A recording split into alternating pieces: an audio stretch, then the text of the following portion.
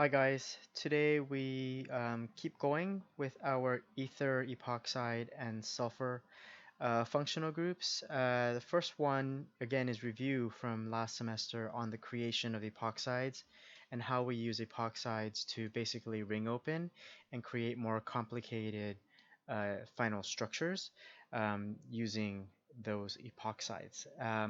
Those notes, those pages are already fully complete, so I'm going to quickly just walk right through them. And then the next one is the technically new portion of this chapter involving a Claisen rearrangement.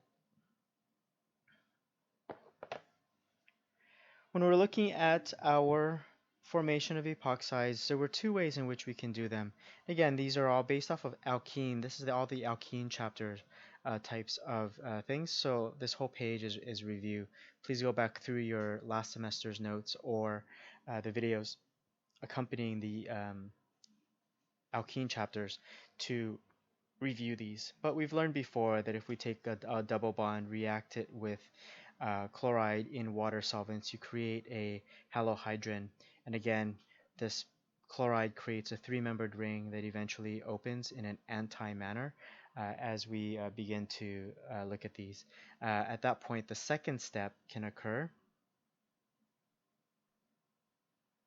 where we throw in an OH group, and then that OH group acid-base reaction creates the alkoxide, which then can begin to react SN2 reaction onto our chloride to generate our epoxide or oxirane. This is quite outdated. It certainly works. It's a useful academic study at this point. In practical work, this is the one that's most commonly done in order to create the same epoxide, where you take just a double bond, react it now with a peroxy acid. The most common of that peroxy acid is MCPBA, metachloro benzoic acid, peroxybenzoic acid, to generate this compound. It's almost always described by MCPBA rather than its name, to generate our epoxide all in one step. And how we use these epoxides, as a reminder, three-membered rings of any sort are quite unstable. They really have a lot of strain in them. So if we can throw in something that will motivate this molecule to release the energy trapped inside of the three-membered ring, it will ring open to do so.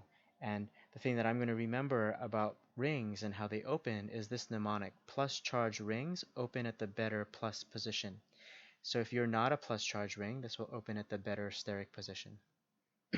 So if I'm looking at our epoxide, we can now start to see that if we throw it in acids, that epoxide can be opened in two ways: acid conditions or basic conditions. And depending on the conditions, it will ring open to produce a different regiochemistry when we start to look at these. And I'm going to highlight this again.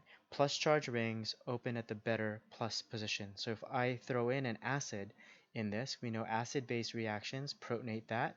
Once I create a plus charged ring, this will open at the better positive position here, which is tertiary-like, versus the secondary position here. So this will have a much better positive position, and it's going to ring open at the better plus position when we start to do that, to eventually create our ether alcohol compound. And again, because you created a three-membered ring, we still expect anti-geometries when we look at that. Under basic conditions, that ring is neutral. And again, plus charge rings open at the better plus position. If it's not positive, then it opens at the better steric position that we see here. And when we do that, it'll ring open in this direction to create our, again, anti-geometry ether alcohol type of compound that we start to look at. And that's the unique thing about our epoxide. You can choose and direct where the nucleophile excuse me, is going to attack, either at the better plus position or at the better steric position, depending on whether or not you can generate a plus charge ring, epoxide, or keep it as being neutral. Okay, so I'm going to leave this part blank for you guys, certainly to work on and begin to practice The important part of this, again, is being able to recognize what these would look like after the first step. And as a reminder, when we're drawing these compounds out, you always want to maintain the backbone of what you're looking at. It should generate the epoxide. Doesn't matter whether or not it's wedged or dashed. I'm going to move this up a little bit so it doesn't confuse with the one below it. And then from there, dashed propyl as we go through that. And that'll eventually create some sort of final compound in your structures. And again, this is all review from last chapter or last semester. So I'm going to skip all of these and have you guys go back and try to rework a few of these as you are beginning to practice. The thing that's most important in this short video now is the Claisen rearrangement. And this is an unusual reaction. This is the first truly new reaction that we are starting to describe. And it's quite unusual because it really only reacts with itself. And so the common thing that you're going to see is you're going to have an ether, and it's going to have to be a very specific type of ether. And all the reaction conditions is that it's being heated. And a lot of times, if you don't throw in any other reaction, it's going to go, or reagent, it's going to go through some sort of rearrangement in the process. And this is our Claisen rearrangement. And again, I'm highlighting all of the details up front here, and then we'll talk it through as we begin to practice our mechanisms. The ether that we have must be vinyl or allyl. And again, if I look at an sp2 position, if something is directly attached to the sp2 position, these are described as vinyl attachments. So if I had a chloride here, this would be a vinyl chloride. Or if I had a alcohol here, this would be described as a vinyl alcohol. The allyl position is this position. So sp2 single bond, the sp3 position that's right next to it, that's the allyl position. If something's attached here, chlorine, OH, whatever, then that's an allyl attachment as you go through that. Okay, so that's what I'm looking at here. This position is sp2 directly attached to the oxygen. This is describing the vinyl attachment. What we see here is the sp2, then sp3. That sp3 attachment is described as the allyl attachment. And your ether must be vinyl allyl. If it's vinyl vinyl, allyl allyl, or not even any of them, then this will not go through a Claisen type of rearrangement. The next thing that'll need to happen is that these must be able to rotate bonds to form a six-membered transition state. Once it can do that, then it'll go through a Claisen reaction or rearrangement to generate our carbonyl compound and an alkene. What we find is the carbonyl group imparts a lot of thermodynamic stability, so its equilibrium is really driving towards these products rather than maintaining as being an ether as we go through that. And then a last thing to highlight, which we'll talk about later on, are these tautomerizations. I'm going to highlight what the tautomerization is here. So if I'm looking at this compound, which we saw tautomerizations before, this is the keto form. This has an equilibrium with what we described as the enol form, where the carbonyl turns into the alcohol, and then right next to that is the enol. And if this enol ends up being trapped inside of a phenol structure, then it will tautomerize into that. And clearly here, that enol is not phenol.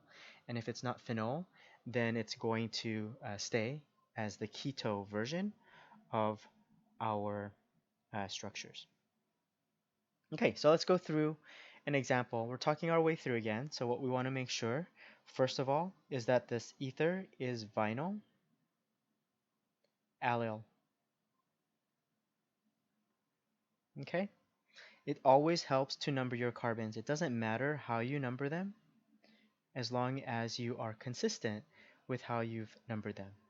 The next thing that we want to describe is this rotation. So highlight this as rotate, which we see here.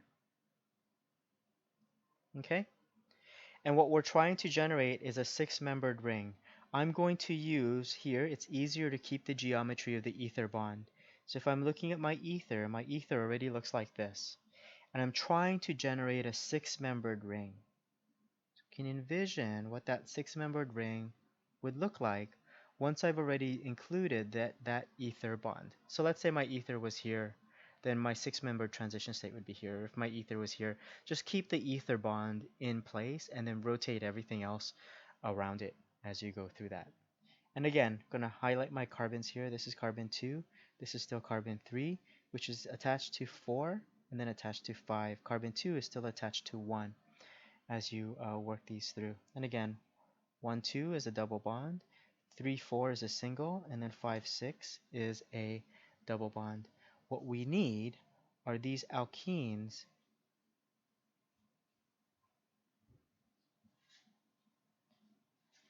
in position. If I can't rotate around in this manner to have basically carbon 1 and carbon 5 to be right next to each other on our six-membered transition state, this reaction will not work. But it does here. I see that the 1 and 5 alkene carbons are in the appropriate spot of our six-membered transition state. And at this point, we can begin to rotate our electrons. It doesn't matter which way you do it. The way I'm going to remember it is that one of these pi bonds will move to the other. So if I'm taking these electrons in 5, I'm pushing it here. Notice there's too many electrons on carbon number 5, which now means these pi bonds shift over. Now there's too many electrons on carbon number 3, so these sigma bonds move in this direction. It looks very complicated and perhaps difficult to draw out. So what I like to commonly do is this. I'm going to take my group, basically redraw it. So luckily I'm on a tablet. So I'm going to take our group, I'm just going to redraw it. And all I'm going to do is describe each of those arrows. So at this point, please don't use your pens. You're going to use some eraser as you're doing this. What is this first arrow starting to describe? I'm taking the pi bonds and moving them to carbon number 5, which means that this pi bond is now removed, and I'm formed a new bond between carbon 1 and carbon 5. Okay? And that's fully described what this arrow has is indicating. Now we can do the same thing here. What is this arrow starting to describe? I'm taking the pi bonds and moving them between carbons 3 and 4. So what we see is that this pi bond is no longer there, and I should see a 3,4 pi bond, in its place. And once I've done that, this arrow has been fully described. Now I'm asking myself what this arrow is doing. I'm taking the sigma bond's electrons and shifting them over between carbon 2 and the oxygen, which now means this sigma bond is gone, and I've created a pi bond between carbon 2 and our oxygen to now fully describe our structure. And then from there, we always like drawing these in linear manner. This is carbon 2, which is attached to carbon 1. 1 is attached to carbon 5. 5 is attached to carbon 4. And 4 is double bonded to carbon number 3 to generate this. And then I'm going to ask tautomerization to phenol. And this would be no. And we'll see some examples of this tautomerization a little bit later. Okay? So that's what we're trying to begin to do. Some people will ask, well, what happens if I drew, and perhaps this is also in the books as well. I can draw this out, and what you'll see again, even though the arrows might look different, the thing that's key is that the pi bond electrons go out. And then from there, these electrons begin to shift. And what you'll see is that it doesn't matter which way you've drawn these electrons, in this direction or this direction, you generate the same compound here. So um, just keep that in mind. I like being consistent, but again, textbooks will vary, and so will I in some senses.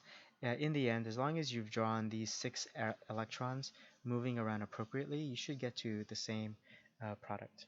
Okay, so I'm going to ask you to pause. Have you guys work out this one? It's always good to number your carbons, and again, it doesn't matter how you number it.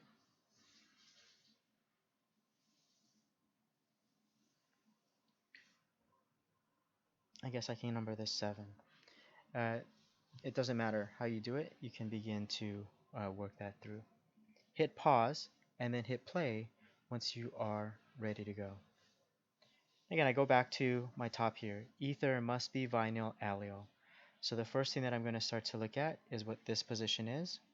Allyl. This position, vinyl. So it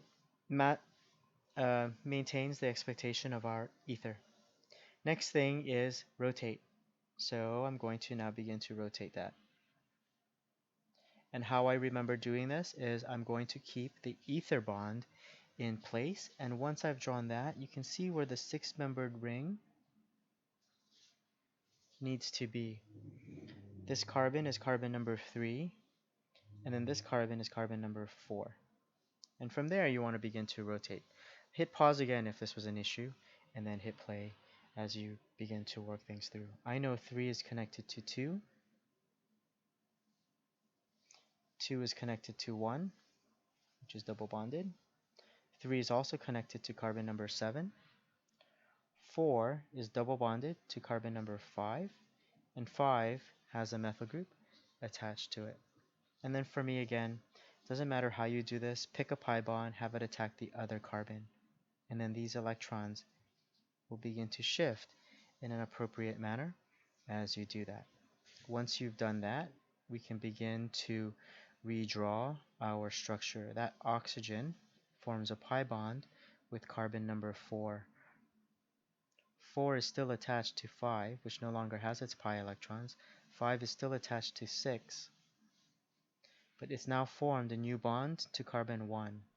The 1,2 bond is single, and the 2,3 bond is double, which is still attached to carbon number 7. At that point, you want to redraw it. 3, 2. At this point, you want to redraw it so that it is a straight line. 4, 5, 1, 2, 3, 7. Oops, sorry, 4, 5, 1, 2, 3, 7. The 2,3 bond is pi. 5 has a methyl group, which has carbon number 6 on it. And again, tautomerize. And this is no. So this is our final product.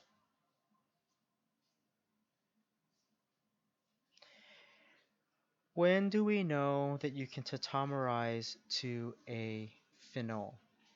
That's when we start looking at these. Traditionally, if you start off with the phenol, starting ether, then these will like to maintain and regenerate its aromatic stability.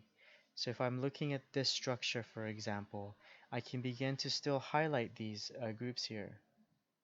This is still vinyl, sp2, right? And if I look at this, this is still allyl. The next thing that I want to begin to do as I am starting to draw these out is to begin to rotate our molecules. So rotate. Use the ether as the guide. Luckily, I already start to see a lot of things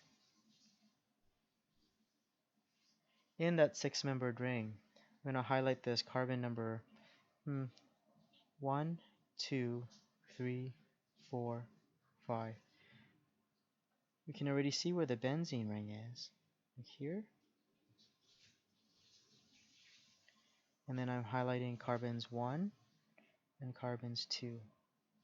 This was 3, which is still attached to 4, and now it's attached to 5. Single bond between 3, 4, and then 4, 5.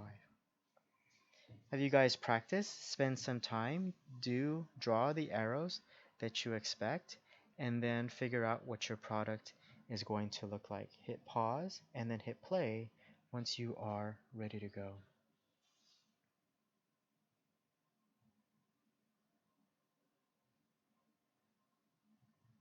Generating this group, what I start to see is that the double bond between the oxygen is here. Carbon number 2, carbon number 1. Nothing happens to the rest of our system here. The 2-1 bond is now single. The oxygen 3 bond has been broken, but this bond here to carbon 3 is now a double bond to carbon 4. 4 is attached to carbon 5, which is single, and then now a new bond between 1 and 5 as I begin to do this. This now has a very strong equilibrium to generate our enol, right? Notice here keto. The enol would have been to turn that double bond into an alcohol, and then the 1,2 position turns into an alkene. And notice what happens with that enol. I'm highlighting this part as the enol. And that enol actually is trapped inside of an aromatic ring structure. Driving force is aromatic stabilization. So normally the keto form is always more stable, or generally more stable. The only time the enol is really more stable is if that enol happens to be trapped inside of something that makes it generates an aromatic ring structure, and that's what you see here, which is why this equilibrium exists. And this is identifiable here. A lot of times if my starting material, the vinyl position is technically phenyl, then you should get back to a benzene ring as this group. Okay, I'm going to leave this one blank for you guys to begin to practice and move forward. I'm going to highlight this one as some sort of issue that we start to take place here. Notice this is still vinyl. Oops, not vinyl, allyl. This one is vinyl. And the next thing that we want to do is begin to rotate. I see, oops,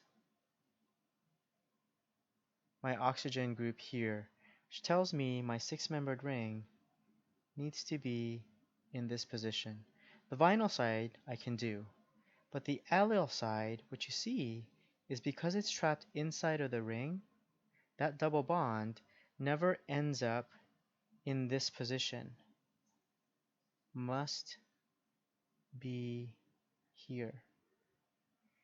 It's geometrically locked in position. I can't move this without breaking this ring structure to generate our pi bond to be here, which means that if I can't get my pi bond here right next to the other pi bond, this should lead to no reaction.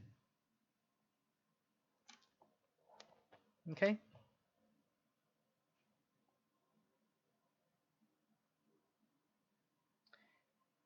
So that's our Claisen reaction when we start to look at them. A lot of it in the previous video, I'll review SN1, SN2 substitutions as we go through that. Epoxides have been described in the alkene section. The only thing technically new so far is the Claisen rearrangement that I had just presented.